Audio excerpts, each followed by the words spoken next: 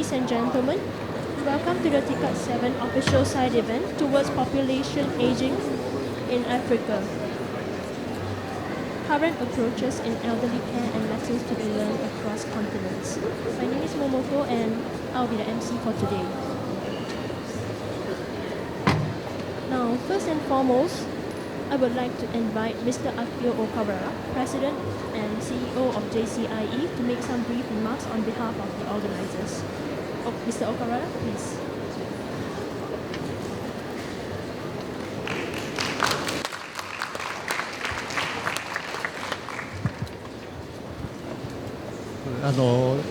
英語で喋りますんで、マイクまだの方ご用意いただければと思います。Your Excellencies, distinguished guests, ladies and gentlemen, good afternoon. On behalf of the co-organizers, it is my great pleasure to welcome you all to the TICAD7 official side event towards population aging in Africa, current approach to elderly care and lessons to be shared across continents. Today's event is jointly organized by the Kakenhi project team for future population aging in East Asia, the Economic Research Institute for ASEAN and East Asia area, Nagasaki University, and the Japan Center for International Exchange, JCIE, with tremendous support from the National Institute of Population and Social Security Research. At this point, it is my honor to welcome Her Excellency Dr. Awa Marie Kolsek, former Minister of Health for the Republic of Senegal, and Her Excellency Dr. Natalia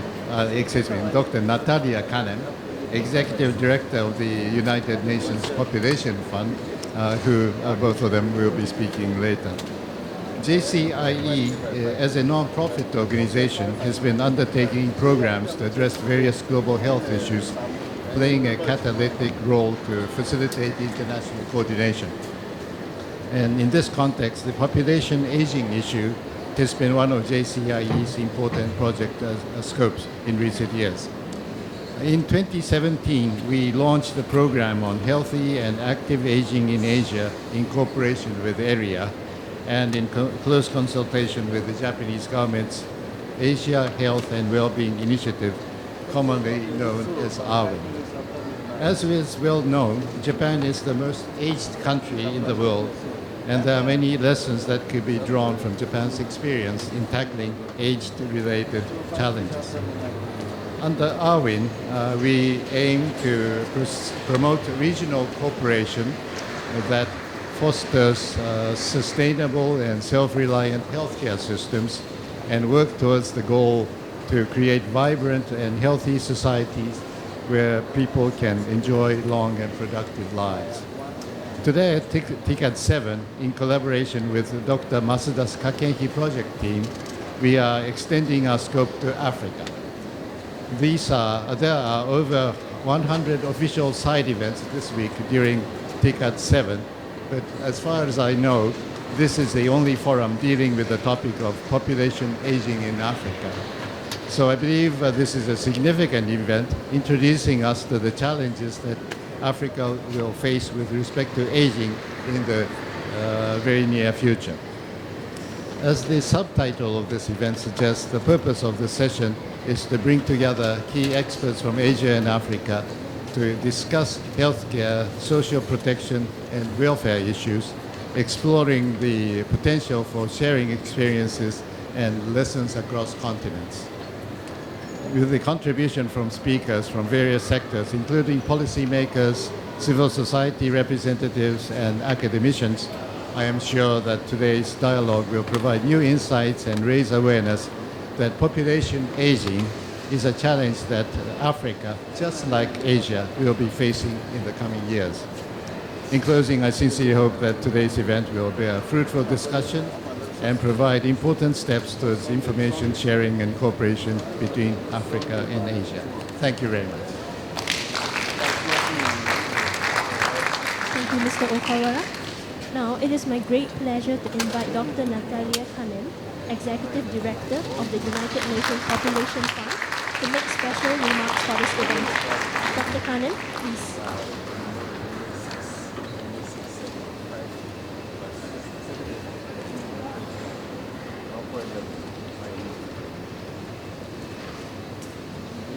Mr. Akio Okawara, President and CEO of the Japan Center for International Exchange. Ms. Reikyo Hayashi, the National Institute of Population and Social Security Research. My dear sister, Minister Awamari Kolsek, Excellencies, distinguished guests and partners, good afternoon. At the outset, I would like to express our gratitude from UNFPA to the government of Japan for your leadership in bringing us together under the TICAD umbrella, and also for highlighting the very important issue of population aging. There are some brilliant initiatives taking place around the world that focus on healthy, dignified, happy aging. And I would say that the Asia Health and Wellbeing Initiative, AHWIN, is one such brilliant platform. It's facilitating regional cooperation in population aging, and I'm really happy to learn that an African Health and Wellbeing Initiative is being spearheaded using some of that same blueprint. Population aging is actually no longer just a phenomenon in developed countries. Planning ahead means that we have to think about the current youth boom in developing nations, which will very quickly progress through the cycle of life. And indeed, in Africa, we estimate that by the year 2050, around 80% of people who are age 60 or older will be living in what are now low or middle income countries. So the face of the world is changing. And aging is not only driven by falling fertility rates. What we have, and this is great news, is medical advances, health and nutrition improvements that are leading to longer lifespan. And the outcome of these great achievements has to be part and parcel of a discussion of social and economic development, so that as we age, the quality of life also is maintained around the globe. And more governments are looking for advice and support from UNFPA on policies and on programs to address population aging and low fertility. And we're working with partners and demonstrating leadership by increasing support for demographic intelligence and policy advice. Next year, Census 2020, a very important year for this. Looking across the life cycle, what UNFPA also says is that part of our mandate is to make sure that every young person's potential is fulfilled.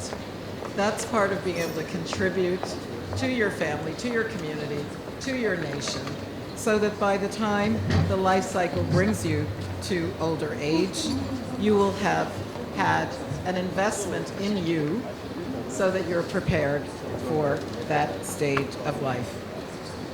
Just to close, I would like to say that in this year, UNFPA is celebrating our 50th anniversary, so we are on the aging spectrum. And indeed, we're celebrating 25 years since the Cairo International Conference on Population and Development. And it was there that all member states, 179 of them, called for action. Action that is vital for a country's prospect for prosperity, and transforming the way we look at population from just looking at numbers and statistics to seeing the faces of the people that are represented. And as we convene in Nairobi on the 12th to the 14th of November to celebrate 25 years since Cairo, we are asking people to come with commitments, and population aging is one of the emerging issues that we will be discussing under the umbrella of demographic diversity. It has been said that aging is not lost youth. What it is, it's an opportunity to expand creativity, and it's an opportunity to show our strength as advocates in this stage of life. So together, Let us make a difference.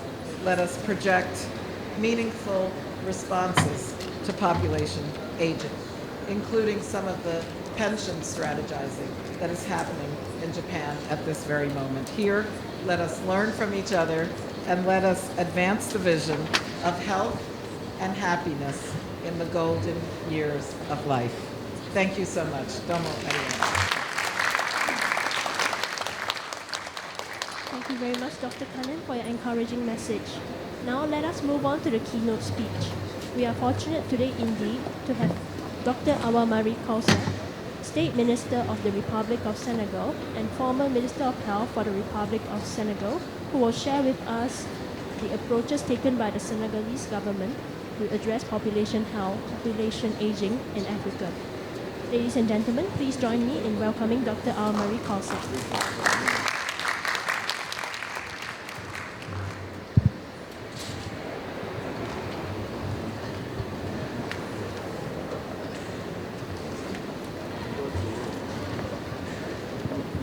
Mesdames et messieurs, chers orateurs, chers participants à cet événement important, je voudrais parler d'un sujet dont on nous a demandé de dire quelques mots et je commencerai par 3 PowerPoint qui nous montrent déjà la position de l'Afrique. La position de l'Afrique qui se trouve être le continent où la population a une espérance de vie la plus faible. C'est le continent où vous avez la moyenne de la population qui varie entre 45 ans et 65 ans. Cela peut être comparé aux pays européens, au Canada par exemple, ou au Japon, ou l'Australie, où il y a une population vieillissante beaucoup plus nombreuse. Mais on ne s'arrêtera pas là. Il faut dire que dans les années 50, 1950, on avait... Alors, je vais vous montrer ça. On avait, entre les populations des pays les plus développés et l'Afrique, à peu près 30 ans de différence. Mais tous les pays ont vu leur espérance de vie augmenter. Et aujourd'hui, la projection sur 2050 nous montre qu'il y aura plus que 15 ans de différence. C'est dire que le vieillissement de l'Afrique est en cours et qu'il faut en tenir compte dès maintenant. On regarde la pyramide de vie. Nous avons par âge une pyramide qui existe toujours dans les pays en développement, notamment en Afrique, et une pyramide qui a complètement changé de forme avec le maximum de personnes entre 25 et 35 ans. Alors qu'en Afrique, c'est toujours les jeunes qui sont là. Il y a de plus en plus de sujets âgés et comme ailleurs, nous voyons aussi qu'il y a plus de femmes que d'hommes âgés. Nous devons donc anticiper sur cette croissance et c'est pour cela que les personnes qui s'occupent de santé, mais également d'action sociale, se tournent régulièrement vers les gouvernements et leur demandent quoi faire. Et les gouvernements aussi, nous attendons tous à ce que les gouvernements mettent en place des politiques, des stratégies, des plans d'action qui permettent de soutenir les personnes les plus âgées. Ce qui veut dire que les gouvernements auront un double challenge. Celui des populations jeunes, qui est le challenge classique, normal. Les populations jeunes pour lesquelles il faut une meilleure santé, il faut de l'éducation, il faut de l'emploi. Mais en même temps, puisqu'il y a un vieillissement de la population, nous devons aussi tenir compte de ce vieillissement-là. Merci de nous inviter à votre événement, Madame la directrice exécutive, parce qu'effectivement, parler de vieillissement, c'est un sujet d'actualité en Afrique aujourd'hui. Les autorités, qu'elles soient politiques ou sanitaires, ont toutes dit que progressivement, les sujets âgés deviennent une priorité. Et certains pays comme l'Afrique du Sud, le Bénin, le Sénégal, mais également le Nigeria, ont développé des plans d'action qui sont en rapport avec les recommandations de la seconde Assemblée mondiale sur le vieillissement qui a eu lieu en 2002, mais également les recommandations de l'OMS en matière de santé. Mais il y a des choses concrètes qui se font. Aujourd'hui, en Afrique du Sud, il y a la création d'une pension pour les sujets âgés, différente de la pension pour les retraités. D'autres pays comme le Sénégal ont préféré parler d'accès gratuit aux soins. Il y a beaucoup d'expériences en Afrique que nous ne pourrons pas dérouler ici, mais juste pour vous dire que c'est un terrain qui va être exploré et pour lequel il y aura énormément d'avance. Quand on parle maintenant du Sénégal, presque comme dans les autres pays africains, on va voir que le problème, la prise en charge des sujets âgés est lié à des mécanismes et à des dynamiques sociales qui sont très différentes de celles que l'on observe dans les pays développés. Traditionnellement, en Afrique et au Sénégal, les sujets âgés sont au centre de la famille. Ce sont des personnes qui sont les gardiennes de l'héritage collectif et de nos ancêtres, mais également des valeurs religieuses. Et ce sont des personnes respectées et qui ne sont normalement jamais discriminées. Mais ces perceptions et ces représentations autour de l'âge et du handicap qui va suivre est en train de changer.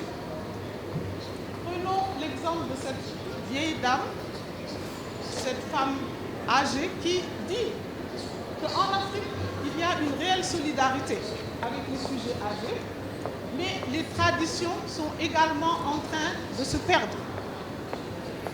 Et donc au Sénégal, on a observé, les anthropologues se sont rendus compte que nous avons un déclin de la solidarité, des réseaux de solidarité communautaire, une distance entre les générations, et les dépendants apparaissent parfois comme étant vraiment un problème, particulièrement dans les villes, mais également un défi pour les familles. L'appui qui est apporté aux personnes âgées est fragmenté et segmenté en fonction des possibilités, mais également des rôles de chacun.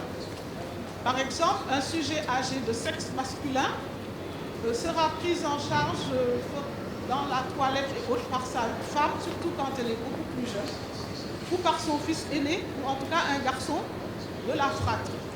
Quand il s'agit de la mère, c'est surtout la fille aînée qui s'en occupera. Mais de plus en plus, dans les sociétés où on a un peu de moyens, on voit qu'on prend des gens qu'on paie pour s'occuper des vieilles personnes. Il y a un changement qui se passe. Mais également, le style de vie ayant changé, il y a beaucoup plus de maladies chroniques qui se développent et des maladies donc liées aussi à l'âge. Mais très peu de personnes au Sénégal qui sont des personnes âgées, moins de 20%, ont accès à des pensions et souvent sont déconnectés des structures de santé spécialisées. Quelles sont les stratégies? Elles sont nombreuses au Sénégal, mais nous avons mis en exergue certaines. Et nous reviendrons sur notamment le plan Sésame et un projet spécial qui s'appelle RAMA et qui est un projet qui est au niveau communautaire. Mais sachez qu'il y a beaucoup d'exemples de stratégies dont la gratuité et la subvention de certains produits ou de certains médicaments, comme pour le diabète, l'insuline. C'est vrai que c'est surtout les enfants qui l'utilisent, mais chez l'adulte et chez le sujet âgé, ça peut être aussi utile, c'est subventionné. La dialyse est gratuite déjà pour tout le monde, donc les sujets âgés en bénéficient. Et les médicaments contre le cancer sont subventionnés au niveau des structures publiques. Voilà donc les choses qui se font. Et le secteur privé est aussi impliqué de plus en plus avec des consultations pour des personnes en fin de vie ou bien des consultations à domicile et prises en charge à domicile. Quand on parle de plan Sésame au Sénégal, C'est un plan qui s'adresse aux personnes âgées. Et chez nous, on parle de âgés dès 60 ans. Et 60 ans, dès que vous avez 60 ans, vous pouvez avoir la consultation gratuite, les médicaments essentiels, les examens paramédicaux, les procédures donc, chirurgicales et médicales et les hospitalisations. Mais qu'en est-il réellement? On a fait une étude au niveau d'un centre de santé gériatrique qui a permis de passer en revue 203 patients qui sont venus en consultation avec une moyenne d'âge de 68 ans et plus de femmes que d'hommes puisqu'il y a 59% de femmes, donc une notion de genre est à prendre en compte. Les maladies les plus fréquentes étaient l'hypertension, les cataractes, les arthroses et le diabète. Mais nous avons observé que on dit que la prise en charge est gratuite, mais dans les faits, nous nous sommes rendus compte que beaucoup de choses sont encore payantes. Pourquoi ces choses sont payantes? C'est parce qu'il y a d'abord une difficulté à cibler les personnes bénéficiaires. Nous avons normalement, quand on parle de personnes bénéficiaires, nous avons les personnes qui n'ont pas de pension, les personnes qui sont dans le secteur informel. Mais en général, tout le monde vient. Ce qui fait que le nombre qui était prévu et le nombre que nous recevons est beaucoup plus important. Il y a souvent des ruptures de stock de médicaments génériques. L'absence de générique, quand on parle de maladies chroniques, très souvent il n'y a pas de générique. Et les délais de remboursement pour les structures, puisque l'État doit payer, c'est gratuit, mais quelqu'un paie, c'est l'État. Et souvent il y a des retards. Donc certaines structures n'acceptent pas les sujets âgés parce qu'elles disent qu'on a une dette trop importante. C'est pour ça que le président Macky Sall, président de la République, qui a trouvé ce plan Sésame en place, a décidé de le lier maintenant à la couverture sanitaire universelle, qui est financée, ce qui permet d'avoir les moyens pour ce plan Sésame. Le projet Rama est un autre projet du ministère de la Santé et de la Première Dame, la fondation de la Première Dame, Servir le Sénégal, et qui veut améliorer le bien-être des sujets âgés, notamment ceux qui sont vulnérables au plan de la santé et sociale. Identifier ces jeunes par les relais, ces sujets âgés par les relais communautaires. Les médecins, les infirmiers viennent au niveau communautaire après quand ils sont identifiés pour voir les problèmes de santé et les problèmes nutritionnels. Une approche aussi psychosociale et émotionnelle est faite et on a une amélioration qui se fait au niveau de l'environnement du sujet âgé. Par exemple, l'équipement par des supports avec par exemple des chaises roulantes, des béquilles, des choses que ces sujets n'ont pas. Et cela les bloque dans la maison et ne leur permet pas d'être mobiles. Ça, ce sont des choses qui sont prises en considération. Le support avec des consommables, comme des kits d'hygiène, comme des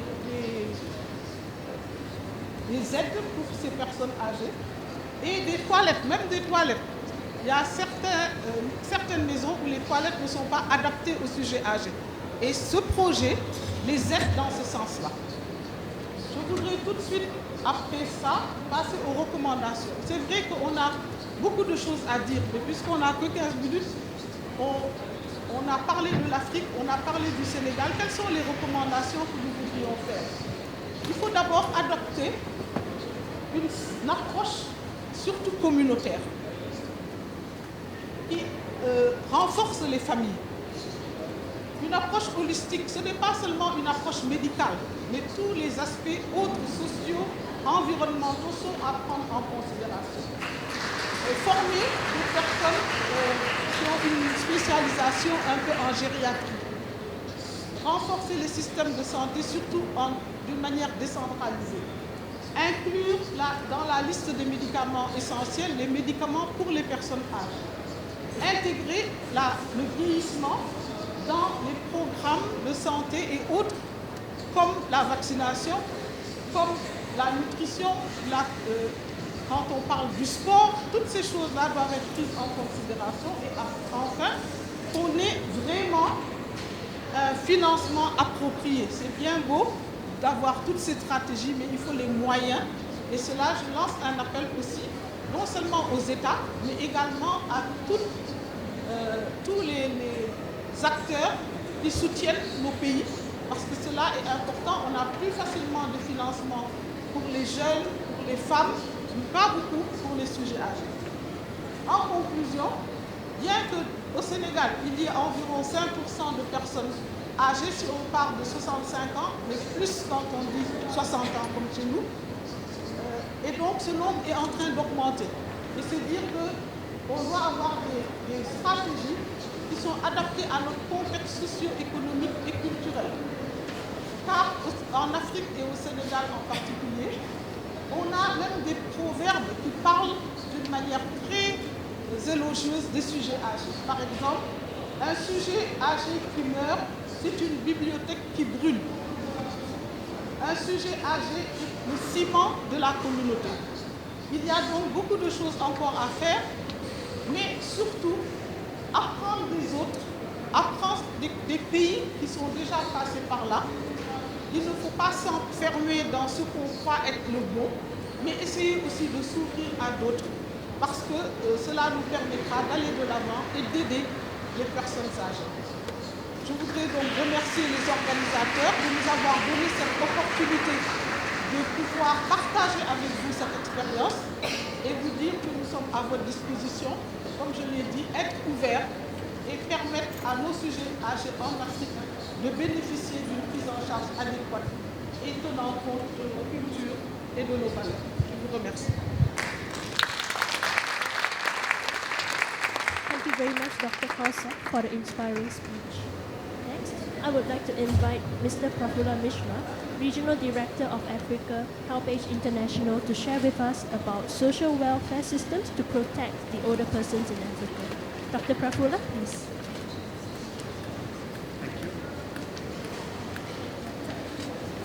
Good afternoon, everyone. It is a real honor to be standing here and speaking to you about population aging in Africa. There is a paradox. It's a paradoxical situation we are talking about.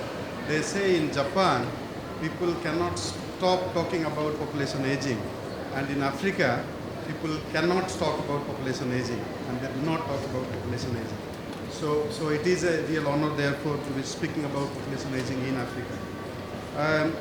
I want to first thank and give my regards to Dr. Okawara from the Japan Center for International Exchange, Dr.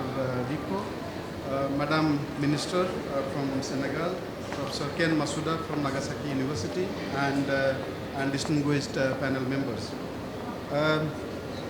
My presentation is, we will try to look at the issue, and we will try to reflect on the issue of population aging, but specifically talking about social protection and health and the linkage between the two. So I will try to speak to the time. Thank you. I think already it has been said by Dr. Natalia and Madam Minister in Senegal that Africa is expected to see a large population increase in the next 20 to 30 years. In fact, it would increase by 4 times, from around 60 million now, it will become almost 225 million by the year 2050. But one of the things that we must keep in mind, and again, when we talk about population aging, what a lot of people try to talk about a lot more is their vulnerability, their challenges. I think it is also very important to look at the contribution and the value that older people bring to our societies, families. There is one statistics on HIV. When you look at the orphan and vulnerable children in Africa, a large majority of these orphans are cared for by their older grandparents. That is one example. If you look at smallholding farmers, how Africa has its food security, it owes largely to the smallholding farmers, and majority of them are again older persons.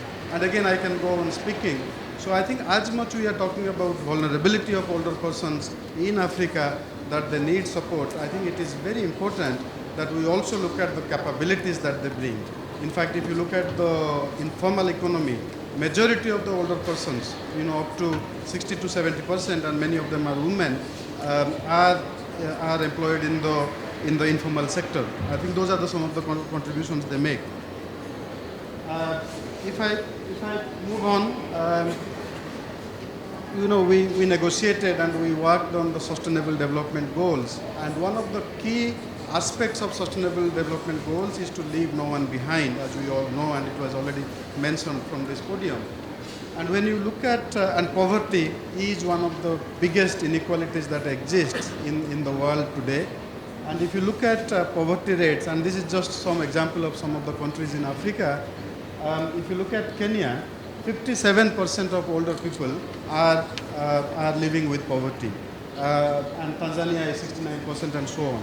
So when you look at the national poverty rates in these countries, older people are actually sometime at the same level or higher than rest of the other age groups.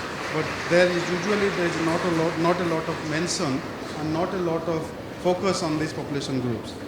If I go into another slide that looks at sickness faced by older people, again there is you can see already, I think it's probably an obvious thing, that older people tend to fall sick. And this is, by the way, just the common illnesses. If you take non-communicable diseases, that percentage increases probably much more. In fact, Kenya, I think it will probably go to 60% of older people will be have a case of non-communicable disease when you talk about diabetes, hypertension, arthritis, and so on. Now, let me go to, I think already Madam Minister mentioned about the importance of social pensions, universal pensions. In Africa, I think I must say that governments are beginning to take a lot of attention. She mentioned the example from Senegal, and I have tried to give a sense of some of the social pension program that goes on in the continent.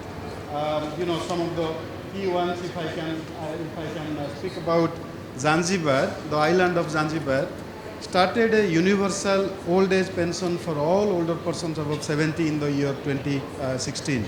Kenya has just started last year a universal pension for older persons. Malawi is doing a feasibility study, and Zimbabwe is also, Malawi has done a feasibility study, Zimbabwe is doing a feasibility study.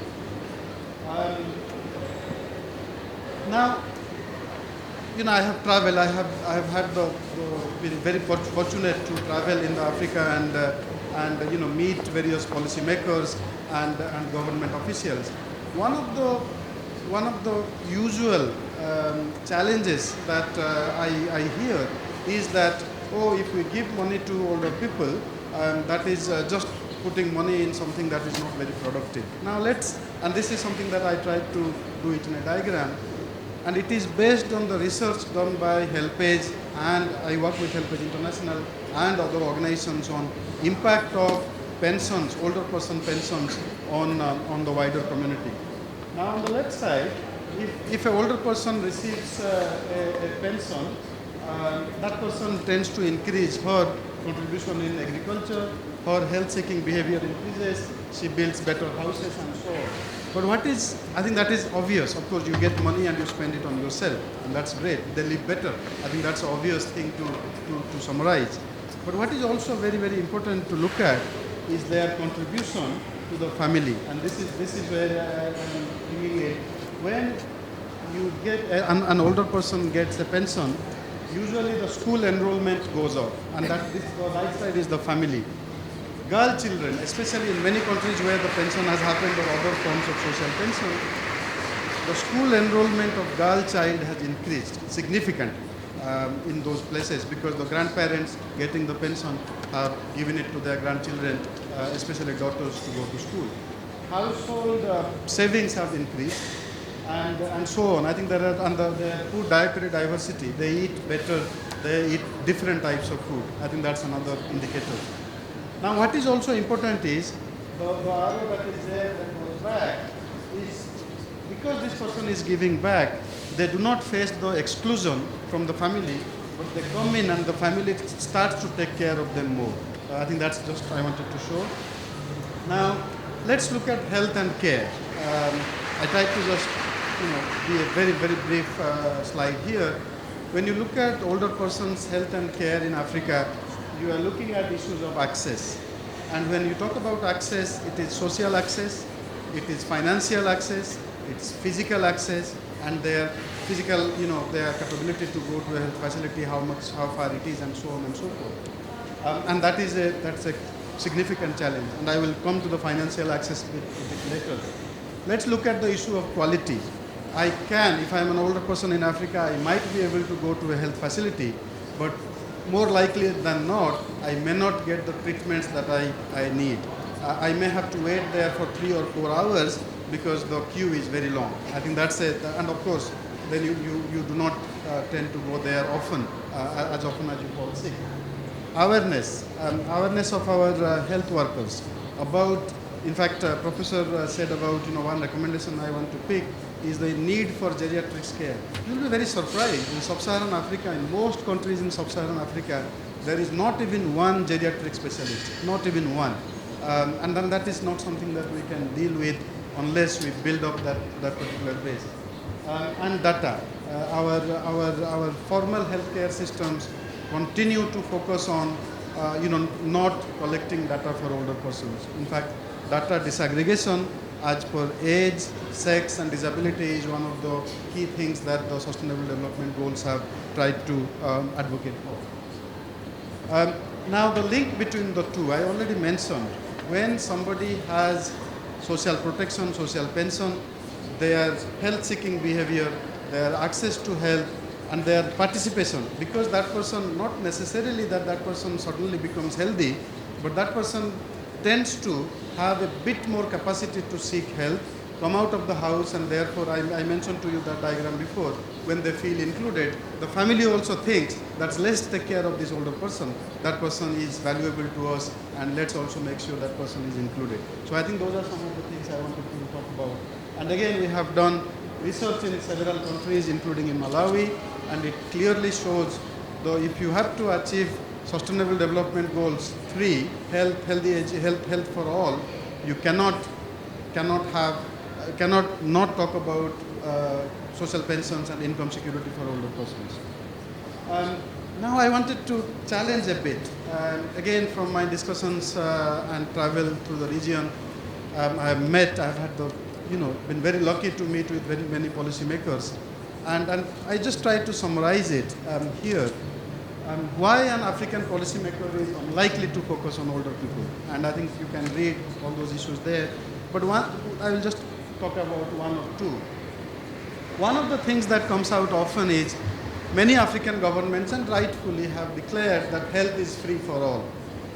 But is it? Let's talk about it a bit more.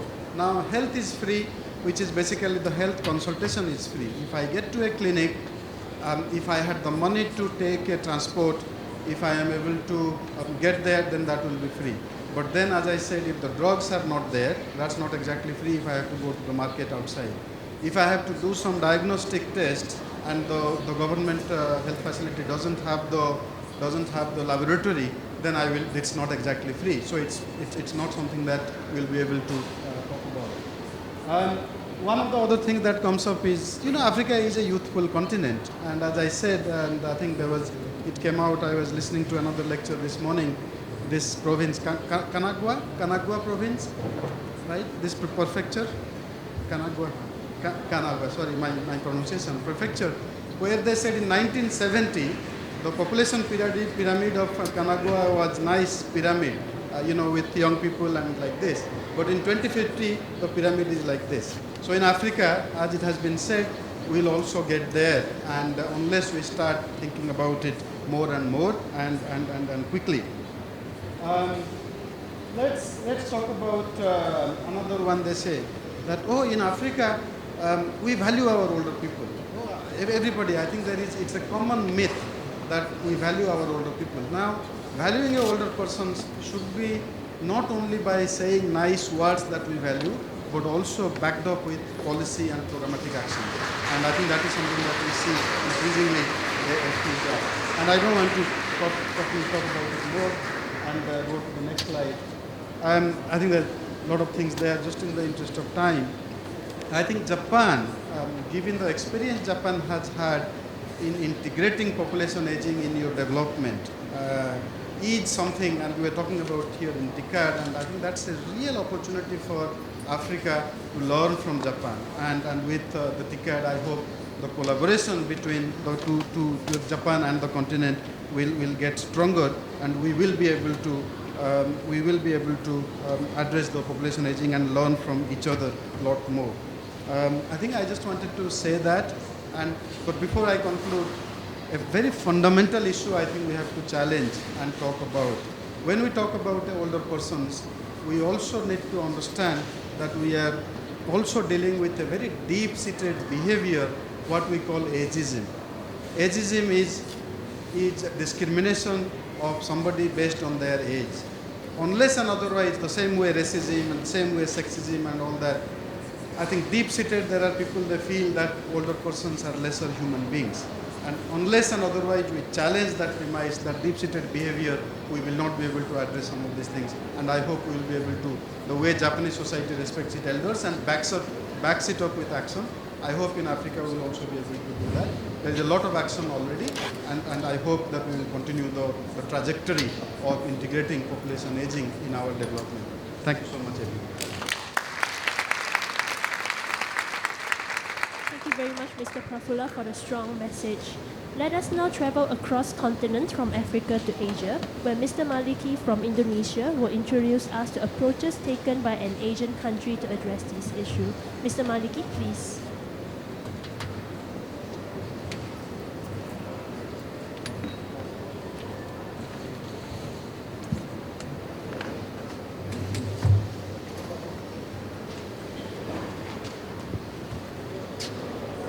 Distinguished guests, ladies and gentlemen, first let me say our appreciation for the opportunities to share our experiences on developing our policy on aging population.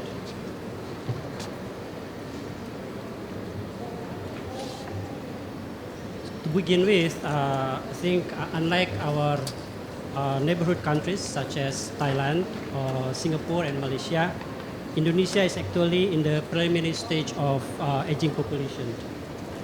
Indonesia is still enjoying the demographic dividend, which is defined as reaping the peak of the productive age group.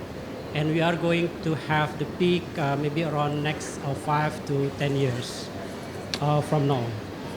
However, in the same time, in the next 5 years, Indonesia will also experience aging population.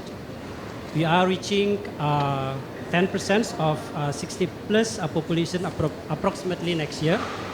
And comparing Indonesia and Africa, as you see from this graph, that may be relevant at some point, not in the during the periods, but where actually the policy of demographic dividend is only defined as how actually to improve the skills of young productive age group and how to open more job opportunity for them. While we are forgetting that improving productivity and also preparing old age welfare is also one way to optimizing the demographic dividend. Present challenges and opportunities for our current demographic transition is also occurs in Indonesia. So,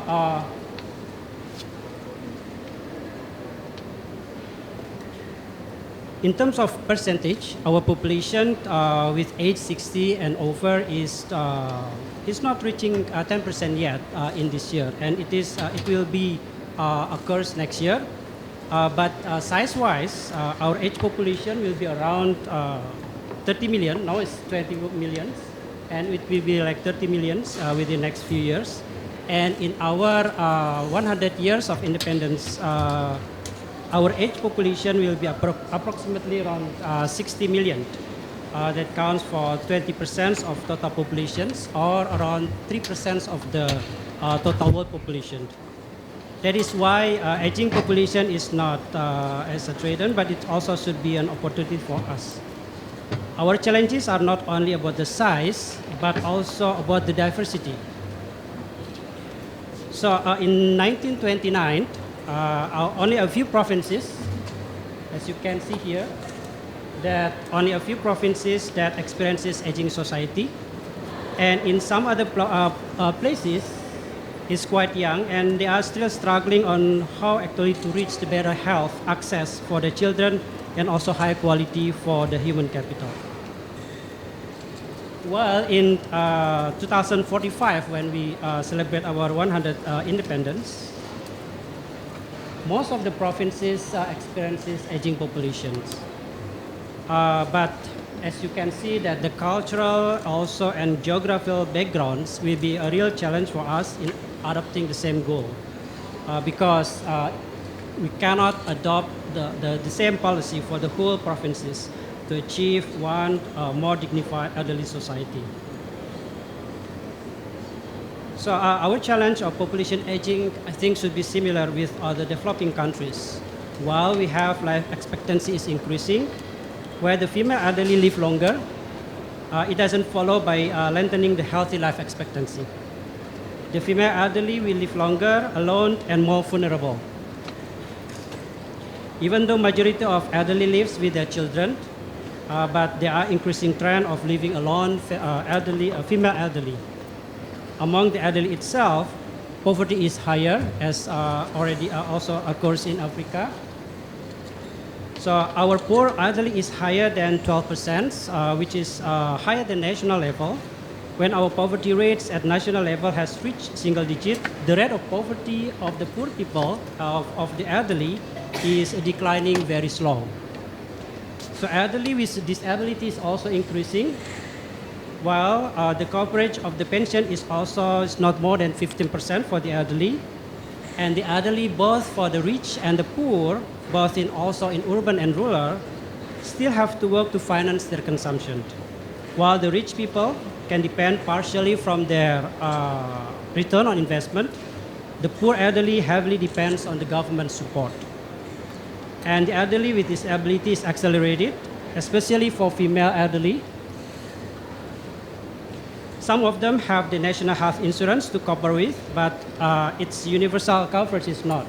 So it is shown that only like almost 50%, more than 50% of the elderly are already covered by the national health insurance. So based on this condition, actually our law on elderly welfare has been promulgated in as early as 1998. However, the implementation is still relatively weak, and also the strategy is not comprehensive. The policy handles the elderly as the object development, not as a subject. Therefore, the law is still failed to see the elderly as potential to contribute to a significant economic growth contributions. Therefore, since last year, we are trying to improve, and we also are formulating a national strategy to aim for better and productive elderly in the future. The elderly should become a role model for the young generation and also provide meaningful contribution to the community. There are a lot of evidence that female elderly is better means for government support to improve young generation quality. So our ultimate goal is to realize prosperous, independent, and dignified elderly by building strong, competitive, and adaptive human capital in more integrated efforts. This will be implemented by creating more opportunities and better access for elderly. First is to strengthen capacity of the elderly. Yeah. And then the second one is to improve the welfare of the elderly, and more importantly is actually to build a safe neighborhood for the elderly itself. So our national strategy will consist of 5 main concerted efforts. First is to build the generational awareness. Build awareness in the community that aging process is a process to be embraced and also respected. So everyone will be aged. Therefore, we need to prepare. Second, here, is to strengthen the institutional and regulation arrangement. Strong coordination and implementation institution is needed, especially at the local context. Regulatory framework is also important for legal basis for all the stakeholders to work in the same issues. Third is to protect the elderly as early as possible. The social protection with cover social assistance and also insurance-based social protection. Pension program and old age pension is the effort to increase the coverage, especially in the informal sectors. Fourth, to increase health status, that is a very integrated effort that will affect all aspects. Socialization, education, advocacy has been quite intensive for creating healthy lifestyles for all generations, which hopefully will also prepare for old age period. Last is how we should create a better environment for respecting the rights of the elderly. So our strategy is a multi-stakeholders effort. All sectors have to be involved, and the intervention is based on the life cycle efforts. We have to intervene in the right time and as early as possible. As part of our national strategy, we acknowledge that there is a rapid changing of lifestyles in all generations. Our baby boomers was also born before 97s are considered a sandwich generation. They live with other two generations that live in totally different lifestyle and somehow different norms. So we cannot really depend on the same living arrangement in the future, where children can provide care for their parents every day, especially with rapid urbanization, where children will not be able to live with their parents. They live in separate cities, and a lot of parents live apart from their children. So there is an increasing trend that the living alone elderly in the rural area commit suicides recently because of feeling lonely. So therefore, we are keen to develop more comprehensive social protection, that is including how we build elderly system and long care system as part of the elderly care system. The elderly care system is aimed for more productive and active elderly. So we are in the preliminary stage of building a more systematic community elderly care. Our first effort is to integrate all programs that have been implemented by all stakeholders here. In the long term, we plan to build insurance-based long-term care system, and Japan is one of the best examples that for us for benchmark. And from our experience to share with African fellows is that aging policy has to come as early as possible. And aging policy is a multi-stakeholders effort. Therefore, we need to integrate, coordinate, and also harmonize the policy. And more challenge is how we can be consistent in implementing in the long term of the policy itself. So because the results will not be in this present time. Last, I would like to thank again for inviting me. We realize that we cannot claim our experiences will be successfully implemented and resulting the expected outcome. But one thing that we can emphasize here is that aging population is certain. So therefore, our challenge is how to convince the policymakers to prepare this as early as possible. Thank you. Thank you very much, Mr. Maliki, for sharing us the experience from Indonesia. Now I would like to introduce our last but definitely not the least keynote speaker for today, Mr. Ken Masuda from Nagasaki University, who is going to introduce us to the anthropological perspective of aging. Mr. Masuda, please.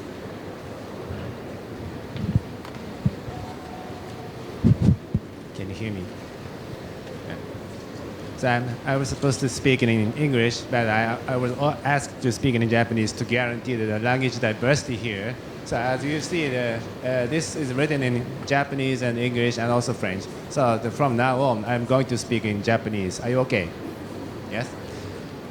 私は増田と申します。長崎大学の熱帯医学グローバルヘルス研究科というところで教えていますが、アフリカの高齢者に関する研究プロジェクトを組織していまして、今回このイベントを開催する運びとなりました。私は文化人類学者、25年余りエチオピアとケニアとで活動してきた人類学者なんですが、人類学的にこの高齢者問題にアプローチするときにいくつかのキーワードがあります。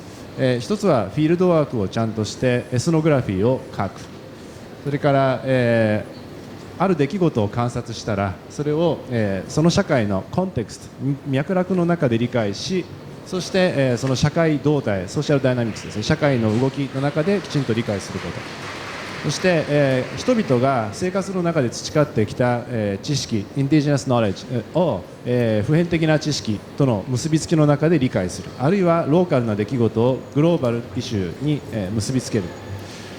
何よりも最後に Learning from local practice と書いてありますけど、現地の人の実践というものからきちんと学ぶという、こういうアプローチで、高齢者問題に取り組もうと考えています。今日はいくつかの話題を提供しますが、とりわけ大事なのはマクロな出来事とからミクロな出来事をいかにブリッジつなぐかということだと思います。一つの例はこの方です。この方はこの映像は2017年2年前に BBC で紹介されたビデオです。ケニアの女性でテーマは彼女の117歳の誕生日を祝うというものでした。なぜならば彼女の ID カードには彼女が西暦1900年生まれであると書いてあったんですね。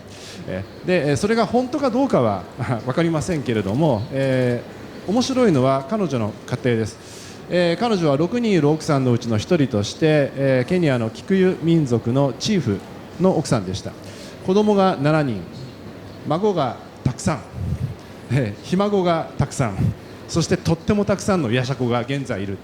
これは何を意味するかというと、5世代が同時にこの世に存在しているということで、これは人類史上おそらく初めてのことです。こういうことはつまりそれだけ人々が長生きするようになり、なおかつ子供もまだたくさん生まれているという、こういう人口動態の中に今の世界があるということをまず理解してほしいと思います。アフリカの人口の増加と高齢化率の変化についてはすでに多くのパネラーが紹介してくださいましたので、多くは言いません。人口が増えることと今世紀末には高齢者比率が高くなると。サブサハラアフリカの1950年の高齢者比率は5%、現在あまり変わりません。5% です。これは60歳以上ですが、今世紀末には基準を65に上げても 13.3 というふうに、高齢者従属比率も、これだけの数字になると。ちなみに同じ時の、今世紀末のエチオピアの数値がこれで、エチオピアは他の国に比べてとりわけ、高齢化の進行が進むと言われています。なぜエチオピアを言うかというと、私はずっとエチオピアで、活動してきまして、実は英語よりもアムハラ語とかバンナ語っていうエチオピアの言葉の方が得意なんです。じゃあ私が今までアフリカで会ってきた高齢者を何人か紹介したいと思います。高齢者を取り巻く状況は決して安定しているわけではない、常に揺れ動いているというふうに、お考えください。この写真はケニアのキベラというスラムです。スラムなんですが人口が100万人を超えています。私が住んでいる長崎の人口は40万人ですので、それよりはるかに大きな人口を抱えたスラム。昨年私たちが会ったこの女性は59歳ということで、高齢者のカテゴリーには厳密には入らないのですが、生活はほぼお一人で、ポイントとしてはですね、赤ちゃんを育てているんですね。ただしこの赤ちゃんのお母さんが誰であるかは分かりません。ある若い女性からこの赤ちゃんを託されてそのまま育てていると。スラムですので貧困地域でお互いにみんなで支え合いながら、暮らしている、そういう中に高齢者が暮らしているという状況が一つあります。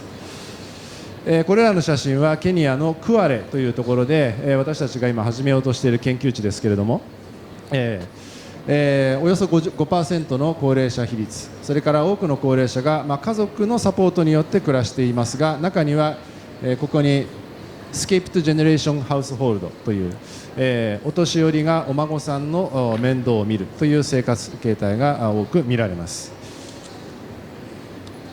こちらはエチオピアです。エチオピアの首都アディスアベバで撮った写真ですが、私の家族みたいなもんです。こちらの女性はエチオピア南部の町で数十年ずっと暮らしてきましたが、夫が亡くなり、そして現在は首都に移住してきました。高齢者は1カ所にずっと住むわけではなくて、実はいろんな事情により移動しながら暮らすんですね。でこの女性はアディスアベバに暮らしながら、お孫さんたちの世話をしながら、老後を送っています。同じエチオピアのアディスアベバでは、ここ近年ですが、路上で生活する、ホームレス高齢者が、増えています。これらの方々についてはある NGO が、ここに書いてますね、この NGO が、高齢者を路上から、救出してですね、で生活の場を与え、身綺麗にして、ヘルスケアをチェックをして、そして、身元が分かれば、実家に送り届けるという活動をしています。この団体は、ヘルプエイジインターナショナルから、多くのサポートを、得ています。そうやって収容されたお年寄りの方です。この方は実は言葉が私と違うので会話はできなかったんですけれども、この収容施設で実に楽しそうに暮らしています。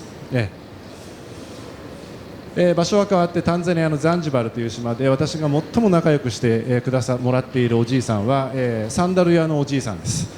もともと警察官で、その後退職してサンダル屋を経営し、今は引退していますが、いつも玄関先に座ってサンダルをやっています。縫っています。はい、アクティブなんですね。でつまり、店の経営の一線から退いても実に楽しそう。そして何より大事なのは、ご近所さんからこの人はとても敬われていて、ここに、インポータントムゼーと書いてあります。スワヒリ語で、長老ですね、そして認識されている、社会的にきちんと認知されている、場所です。この方は、先ほども紹介したクアレというところのおじいさんですが、私今までに2回会ってます。4年前に会った時に初めて、すみません、4年前ですね、4年前に初めて会った時、このおじいさん MM さんは第一、長男、三男、四男の家庭と農村地域で大きなコンパウンドを築いてその中で暮らしていました。ただしこのおじいさんの住んでた家はちょっと粗末な小屋で、実は鶏と同居してました。おじいさんが鶏と同居しているのか、鶏がおじいさんと同居しているのか、そういう、状況で暮らしていたんですが、昨年行ったらですね、次男ですね、次男のお家に引き取られていました。これも農村地帯といえども、おじいさんおばあさんは同じところに一箇所してずっとじっと暮らしているわけではないということの一つの印だと思われます。もうほとんど終わりです。私のエチオピアの両親です。人類学者はフィールドで長く暮らしますので、現地の人々と疑似的な家族関係を結びますが、彼が私のおじいさんで、すみません、おじいさんじゃないです、お父さんで、90代、あちらが私のエチオピアの母で70代です。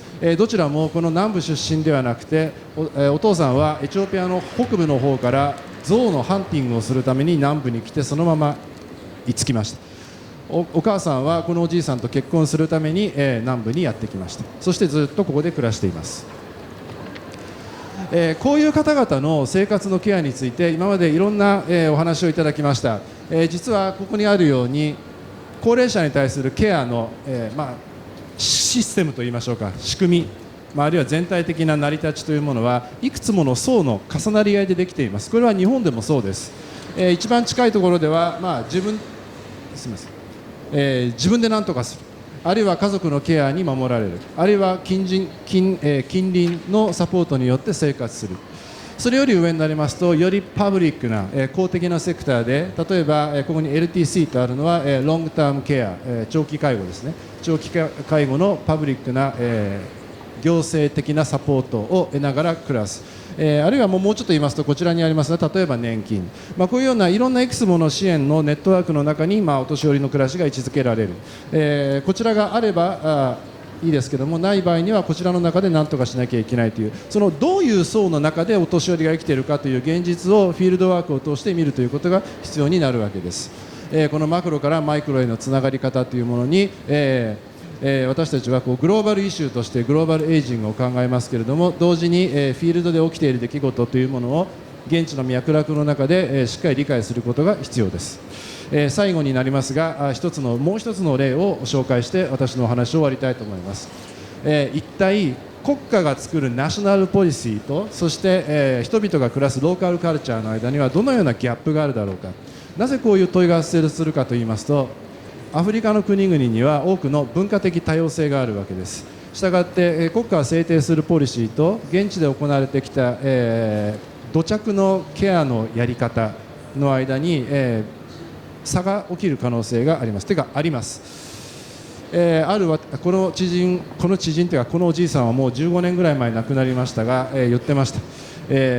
バンナという民族で私がずっと暮らしてきたテント暮らしをしてきた村ですけども、そこのおじいさんは我々バンナ人には人生のモデルは一つしかないと、畑を耕し家畜を飼い、そして、ただしかるべき儀式を経て結婚して子供を産んで年を取って死ぬ、これしかないと、だから学校なんか必要がないという主張をされていました。このモデルの中で生きていく人たちがナショナルウェルフェアポリシー、国家の福祉政策の中で位置づけにくいですね。このおじいさんは、2年前に亡くなりました、バンナのリチュアルリーダー、儀礼的な市長で、王様と言ってもいい方です。6人奥さんがいて、最晩年は第一夫人と第六夫人の間を行ったり来たりしながら暮らしていました。2年前に亡くなりましたが、私はこの方が死んだことを Facebook で知りました。その死が Facebook でアナウンスされた初めてのバンナです。もう一人 GA さん、この方は私は会ったことがありません。私が初めてここに来た時にはもう亡くなってました。この方は奥さんが1、2、3人いまして、これだけたくさんの子供がいました。この中の第二夫人という方を私は何度か間近で見ていたんですが、この第二夫人のお母さんは夫が亡くなった後住む場所はですね、自分の良妻、つまり、彼女はセカンドワイフなんですが、ファーストワイフの子供の家、あるいは自分の子供の家、ある時はここに住み、ある時はここに住み、ある時はここに住み、住む場所は安定しませんでしたが、行った先々で必ず何か仕事をしていました。この写真はその時、食べた羊の皮をなめしているところです。人々が年を取るということにどういう意味があるのか、それを、いいことと捉える、あるいは悪いことと捉える、その文化によって解釈が違います。このバンナの人たちの村では、男たちはみんなで肉を食うときにはテーブルを囲みません。横一列に並びます。一番右端に座っているのは高齢者、そして順々に年齢が下がっていって、ここに子供が座っています。私はだいたいこの辺なんですけども、一番右足に座っていた、これは21年前に撮った写真です。このお年寄りたちは今もう全員この世にはいません。彼らに年を取ることについて聞いてみると、いろんなことを言ってきます。一般的にはこういう言い方をします。インタゲチリにバンナ語で I got old、 私は年を取った。でそのことについていろんな言い方があります。例えばゲッチャムのシアニ、 Getting older is bad、 年を取ることは悪いことだという言い方をしたりします。でもある人はすごく幸せそうな顔して、ゲッチャムのパイアネ、 Getting older is nice、 年を取ることはとてもいいことなんだ。つまり一つの文化の中でも年を取るということに対する受け止めはいろいろあります。それを良いこととして捉えられる社会を、彼らは何とか作り上げようとしてきて、そういうローカルな実践からどのように学ぶことができるのか、そうやって学んだことをどのように国家やあるいは行政の政策の中にうまく組み込めるのかというところが人類学者としての問題意識です。ありがとうございました。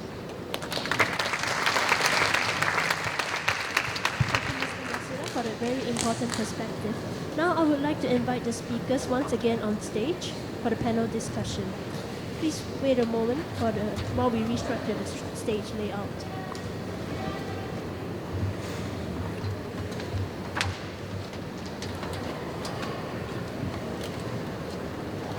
The panel discussion will be conducted in English, so please switch to the channel of your preference.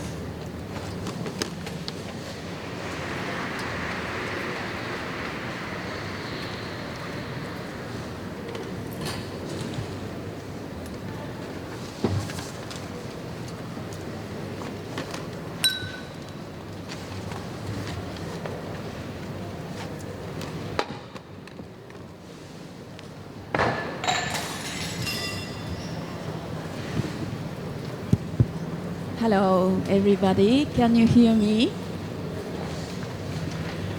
And my name is Reiko Hayashi. I'm the moderator of this panel session. I'm from National Institute of Population and Social Security Research. So for the speakers' talk, we ask to each to have the language diversity, and then now to talk between us, we decided that we are going to do it in English.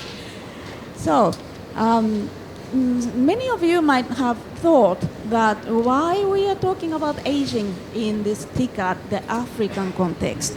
And then as already the speaker have talked about, it is becoming an emerging issue, although the proportion of the old people are small yet, the number of elderly is increasing. In 20 years, it will be 2 times more. In 30 years, it will be 3 times more older people living in Africa because the population itself is increasing. So if there are more older people, then there are more need for the medical care and long-term care. So this is one topic which we have been hearing from 4 speakers about medical care. As Professor Awamariko Sek have mentioned, that although that there is this medical care, healthcare is now expanding, but still there is a lot of lack in providing healthcare for older people. Although, as Dr. Prafra have mentioned, that when you get older, you have more diseases. So maybe I would like to ask the Indonesian situation, how you dealt with increasing morbidity and then diseases for the older people in Indonesia before coming to the long-term care system itself. And then also for the long-term care, maybe this is the part which is less developed in Africa, but as Professor Auer have mentioned slightly, but maybe I have saw in some text that there is the elderly facility, retirees facilities, and then is there what kind of long-term caregiving setting which is already existing in Senegal, and then is it on the way to be developed or not? And then maybe if Dr. Prafra might have the same, can share us with the situation of long-term care, for example, the bedridden elderly. And then when we talk about this development of long-term care system, then we cannot escape from family issues.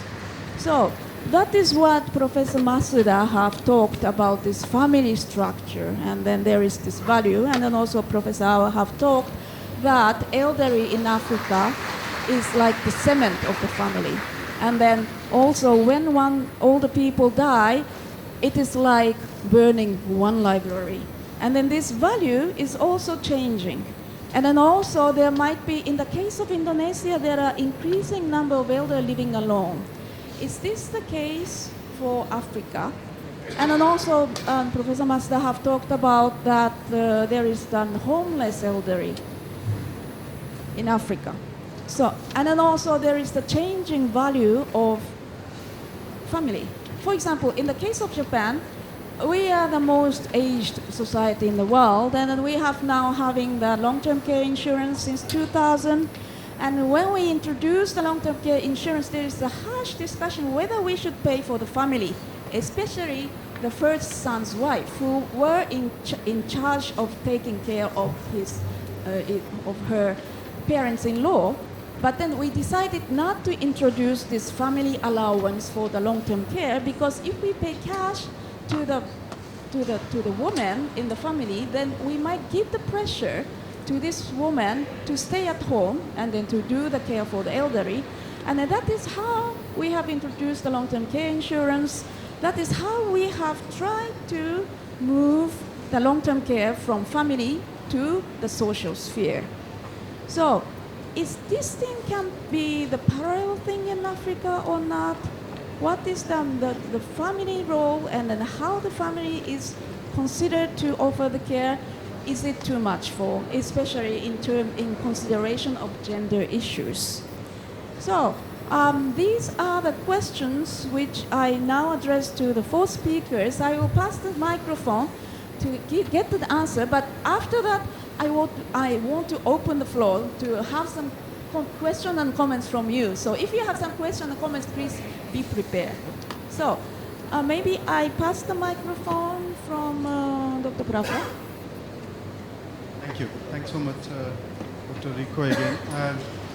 You have asked me a question to reflect on long-term care in Africa. Long-term care as a concept is not very well understood in the continent. There is a favorite or a very common expression you would hear, oh, we take care of our older people and they're in their families. But that is not the truth because there is a lot of challenges that they face. So data, when you look at national level data on how many people, just the statistics of how many people out of the old who require long-term care, the data is not existing for most countries. But there is some data that is available from WHO about 3-4 years back. If I give an example of Ghana, if you look at persons requiring some sort of an assistance in daily life or in living in their daily life, it's about between 65 to 75 age group, population people who are old, 65 to 75, 50% of them are requiring that kind of assistance. And that number is 65% above the age of 75. So there's a large number of older people in Africa are requiring assistance, in managing the daily life. Just to give you a reference, let's look at Switzerland, great place to be old in, I guess, and yes, in Japan as well. In Switzerland, about between 5 to 20% of older people above the age of 70 are requiring some sort of assistance. So that itself is a big challenge.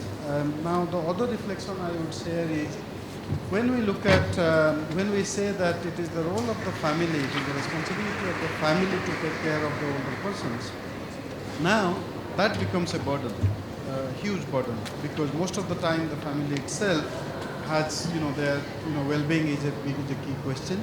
And so there is a lot of rights violation. Again, we have done a lot of studies in many countries. There's a lot of violation of rights of older people happens at the family level because they just think that it's a burden that they are dealing with. There is some, I must not always speak about, I am an optimist by nature, and so I want to talk a bit about the positive. It is beginning to be recognized as an issue, and in fact the African Union has last year come up with something called a Africa Common Position on Long-Term Care, and that has just come out. It's a document that is, intends to bring in that integration. I think that Professor Masuda mentioned between family, nation states, and individuals. How do we sort of bring it together? I think that's something positive, and we hope it will be rolled out ahead. Thank you. Then Professor Masuda. Well, thank you very much. Why I'm interested in the elderly issue in Africa, the answer is like this. So that I'm teaching at the Tropical Medicine Global Health School at Nagasaki University, and also my students used to focus on the infectious diseases like malaria, HIV/AIDS, like this. But as a result of the rapid health improvement in Africa, so now the life expectancy is growing like that. So we are expecting the future population age in Africa, so that's why I'm interested in this. So now the focusing on the LPC, so I participated in the international conference of gerontology, study of elderly people, I think 2 years ago.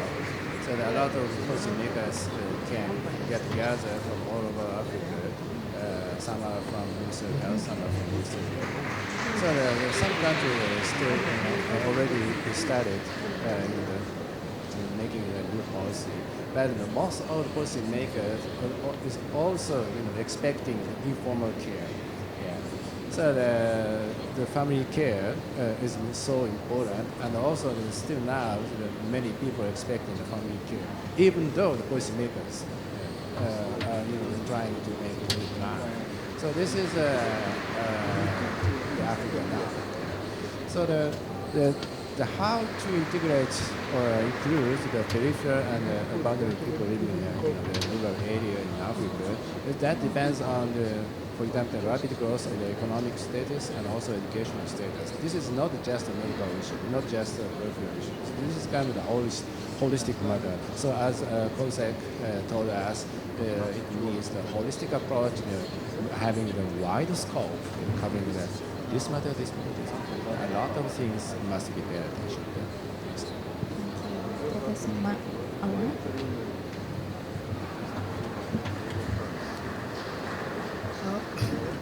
Thank you. I would like to just ensure that we are all in agreement that in Africa we don't have one story.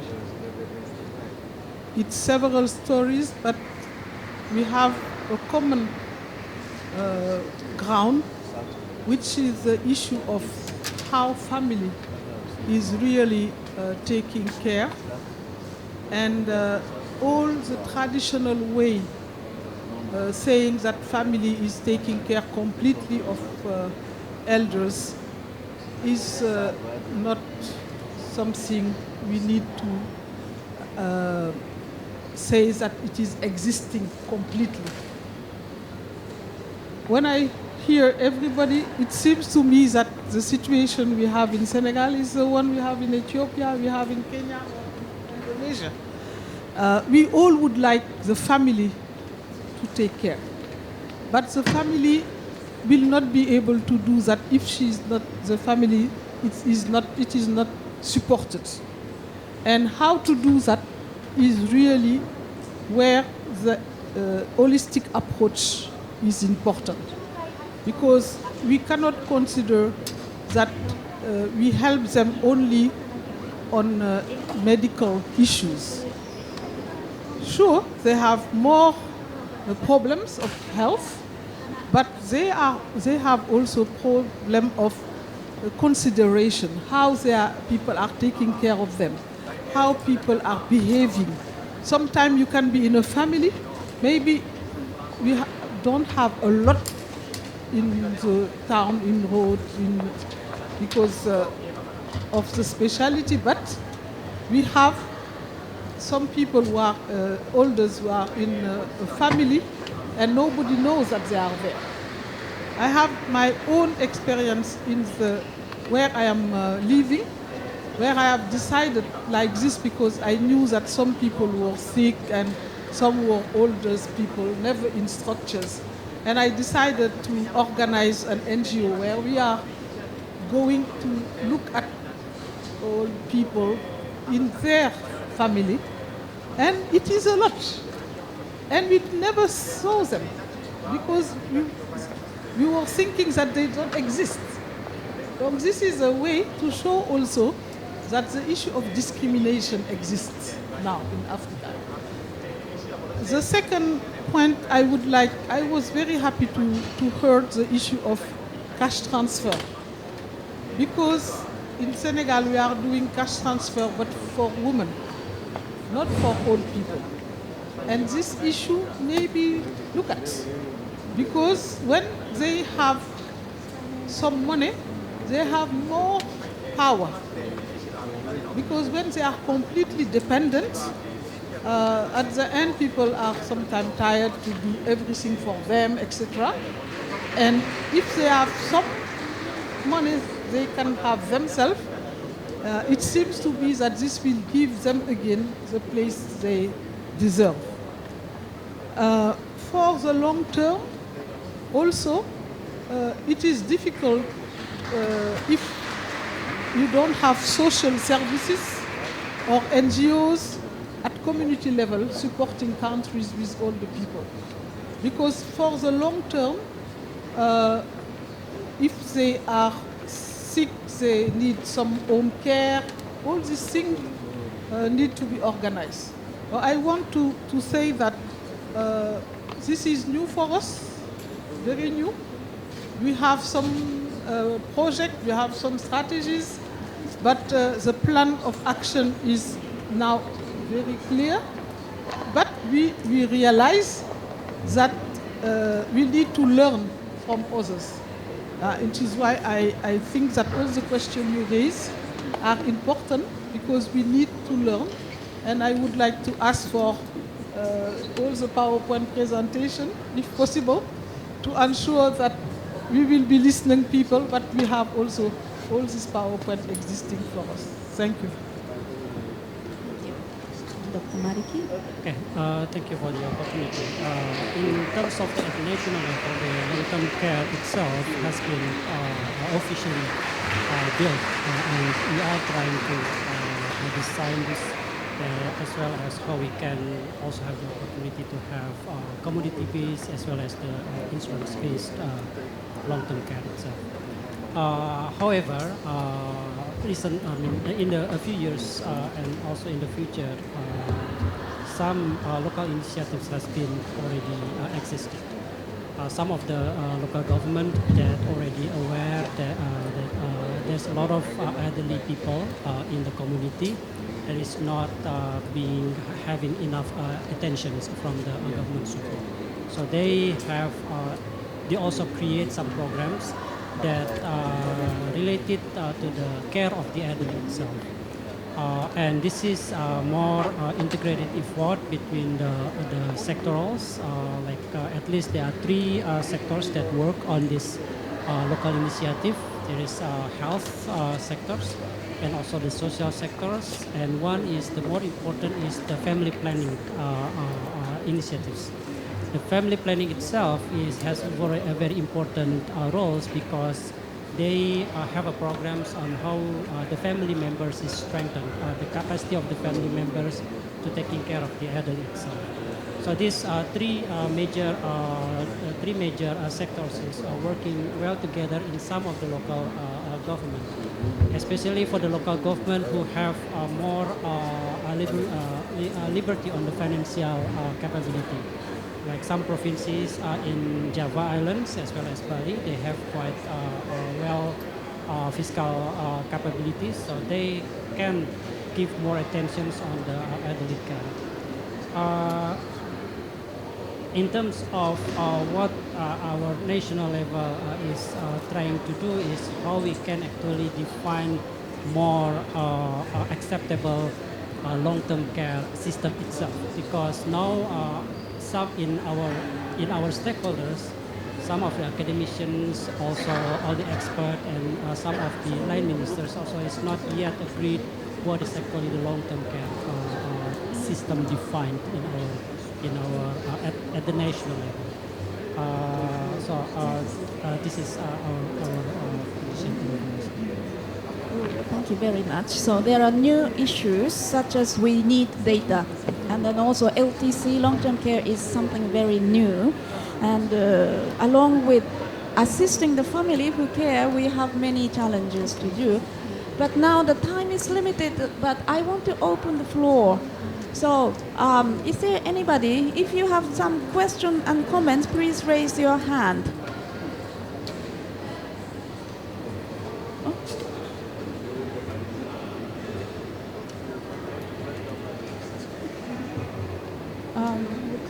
Professor Yamamoto?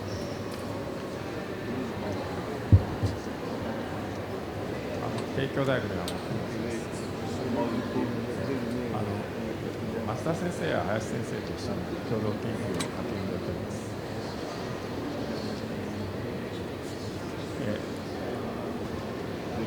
ですね、今日増田先生とですね、伝統的な家族制度にサポートされた高齢者の例とかあるんですけれども、今回のTICADのテーマでですね、これからアフリカは成長する人口も増え、経済も成長するということになっております。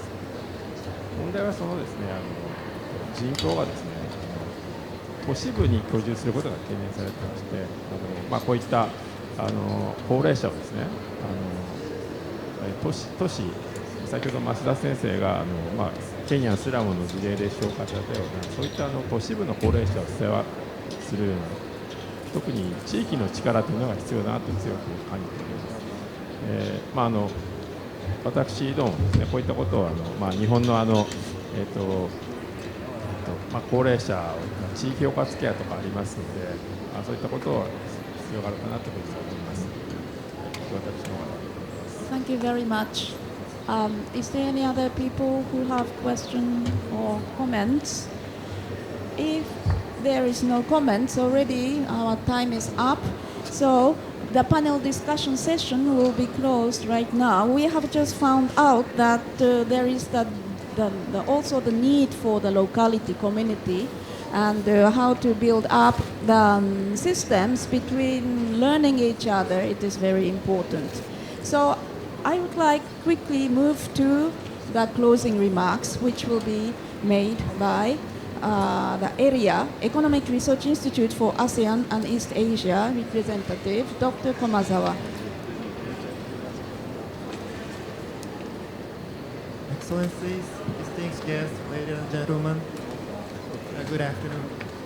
I think Dr. Reiko already wrapped up, so I don't have to make closing remarks here, but I'm supposed to make a very brief closing remarks. And on behalf of the co-organizers, I'd like to appreciate your participation and interest in this event.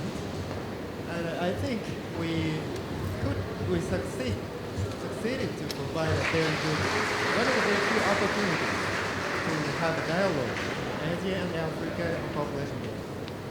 And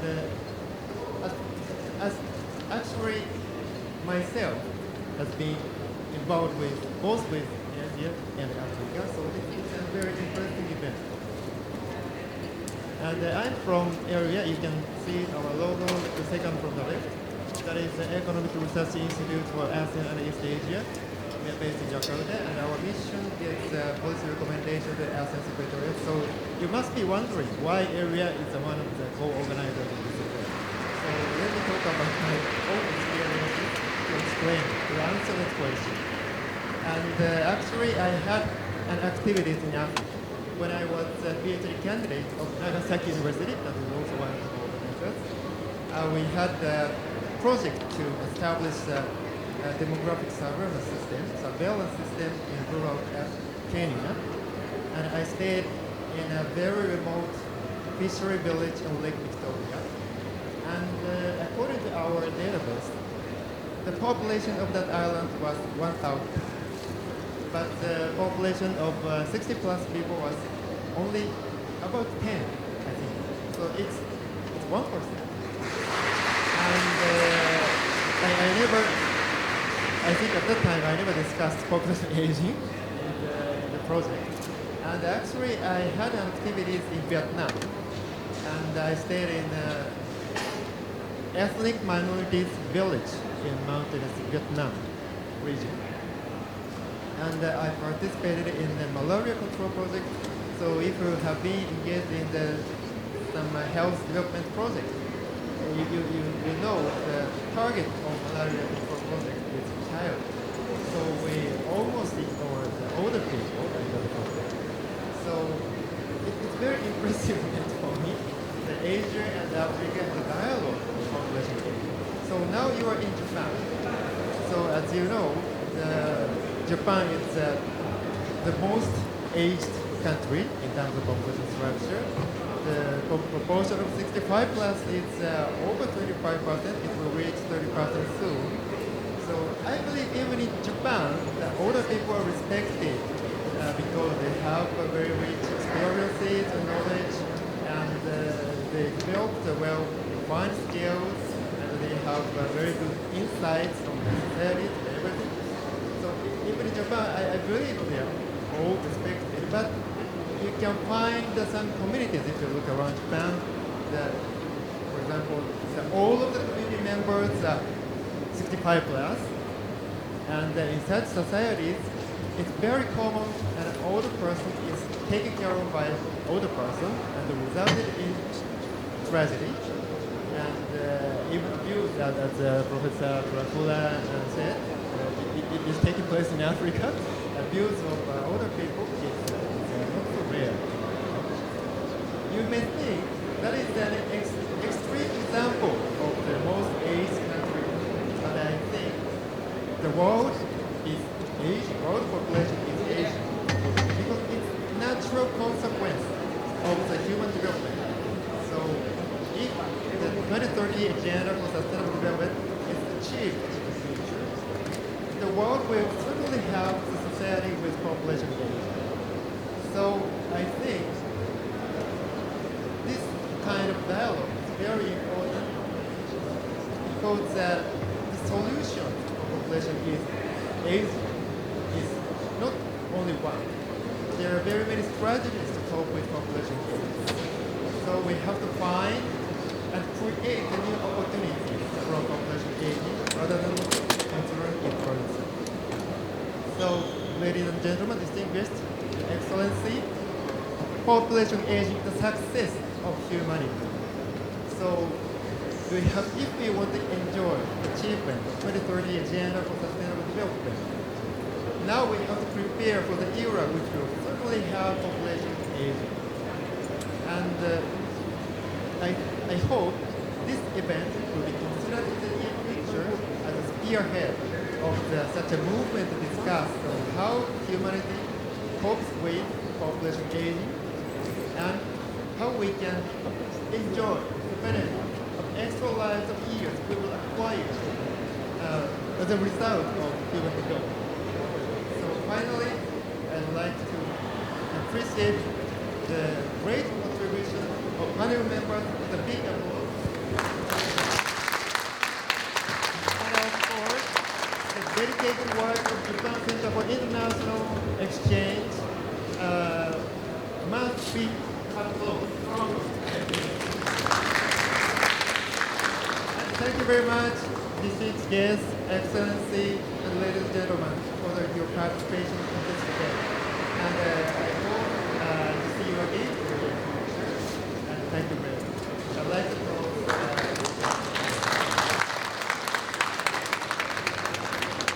Thank you very much, ladies and gentlemen.